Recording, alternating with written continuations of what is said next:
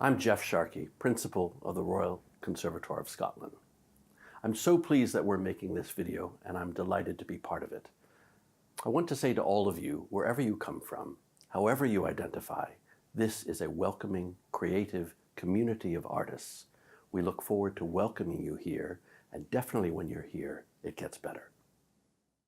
Hi, my name's Lewis. I'm Gordon Munro. I'm the Director of Music at the Royal Conservatoire of Scotland.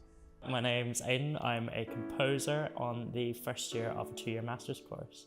I'm Ali D'Souza. I'm the Associate Head of Acting. I'm Steph, and I'm an Emma's 1 student.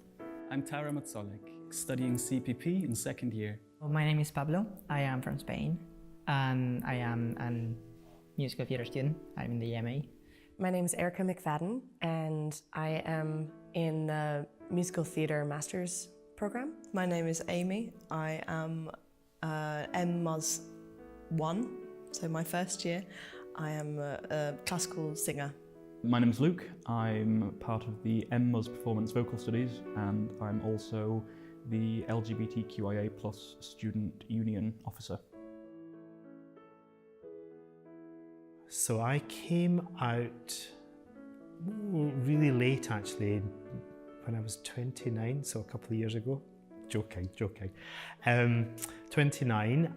The circumstances were that my marriage had broken down, and I just had one of those days when it all comes crashing down, and I just had to tell my family that I was gay.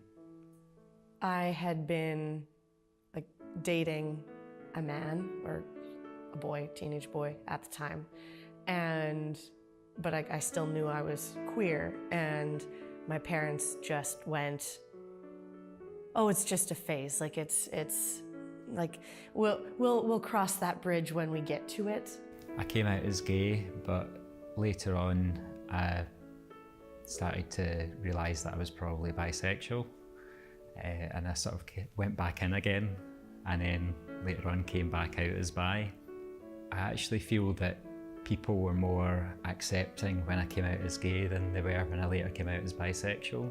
I think I felt a lot of kind of bi-erasure, I think it's called, where people want me to be either one thing or the other, and they're kind of wanting to put me in a box. I was going out with a girl at the time, and I was sort of saying, "Oh, I think I'm bi," and then realised, no, I'm very much gay. The first time I told someone about my doubts about my sexuality, I was 15 years old, and it was basically because I fell in love with another guy, and I told my best friend I thought I was bisexual.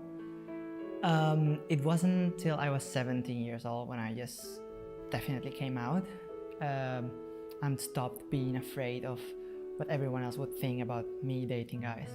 So I first came out to a friend of mine when I was in 4th year of my undergraduate studies here at the Conservatoire.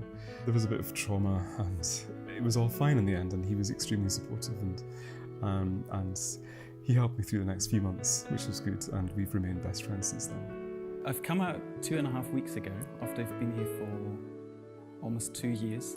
Being far away from home is not a problem, but something that does upset me sometimes about my coming out, because on one hand, I don't want to wait until I'm home in 2 months to tell people, because up to that point I will have lived as a woman for 2 months already, which is huge after 26 years of not doing that.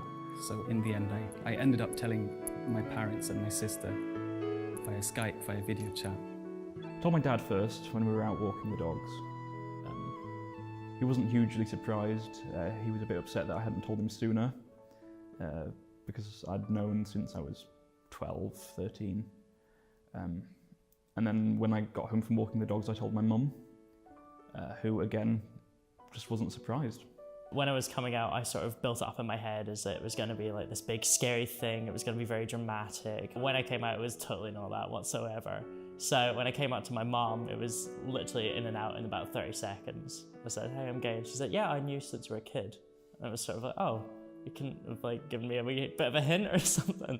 For me, it's inside, it just seemed such a huge thing. When I came out, when I was 29, no problems at all. Only one person, one friend of mine really surprised me by accusing me of having lied to her for her whole life. For everybody else, it was like, yeah, that's good, well done, at long last. I do recall once mentioning to my mum that she'd known I've always had boyfriends, but that I'm also attracted to women, and she said, "Are you on drugs or drink, or are you pregnant, or any of these things?" I was like, "No," and she's like, "Well, then why would that be important?" And it was just more of a passing comment than a serious sit-down conversation.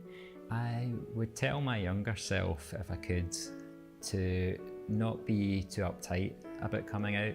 There are other people out there who are more than willing to give help and just be someone who's there to listen. They can help you work it out, you can help them work it out and be more comfortable.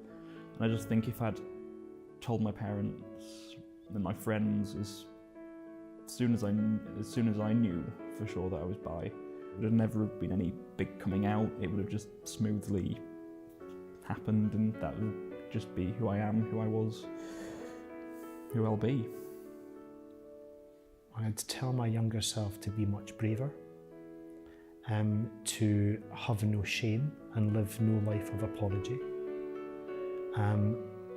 I'd tell him to trust people. The people who love you will love you regardless of not anything, but certainly something as like your sexuality they won't be affected by it. You can be whatever you are, whatever is right. You don't have to be a man. You can be anything from in between, from man to woman, or out of these categories. Being LGBTQ at the Royal Conservatoire of Scotland, I would say, is very supportive. I never feel that I have to hide who I am. I never feel that anyone's going to judge me for who I am. Definitely, I'd say this is probably the most supportive employer I've had working here. There is a much larger proportion of LGBTQ people here than I would have anticipated and that I've been around before. RCS is a pretty safe space, and I can tell from my own experience that it allowed me to come out in the first place. I think I had the Equality and Diversity Officer from RCS supporting me through it, helping me change my name in RCS, giving me loads of resources to find more support, more people who are like me, who could help me. I am amazed. When I came here, I couldn't believe how inclusive it was. Spain is quite inclusive as well, but we do have genders in our language. In every word, it's a masculine and a feminine form, and it's much more difficult to be inclusive. And we're still discussing what's the way to do it speaking. So it's pretty easy for a non-binary person to feel excluded. And I never thought about that. But when I came here and I saw how careful everyone is about that, and how the teachers always ask about the pronouns we want to use, and I met some non-binary people myself, and then I realized, wow, that's an issue, and it's so great that they all keep it in mind here, and I really learned a lot about that.